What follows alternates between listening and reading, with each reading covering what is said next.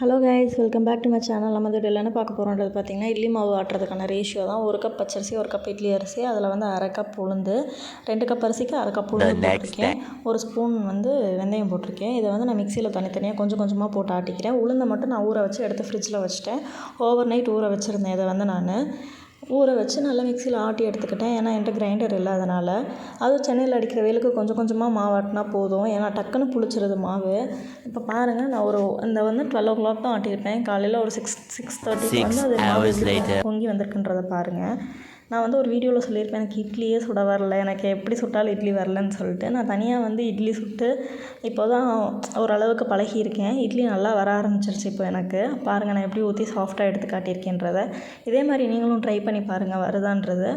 Maybe உளுந்து வேறு மாதிரி இருந்தால் கூட சேஞ்ச் ஆகலாம். எனக்கு வந்து இந்த உளுந்துக்கு இந்த ரேஷியோ தான் கரெக்டாக இருக்குது. பாய் காய்ஸ், இன்னொரு வீடியோவில் பார்க்கலாம். மறக்காம சேனலை சப்ஸ்கிரைப் பண்ணிக்கோங்க, லைக் பண்ணுங்கள்.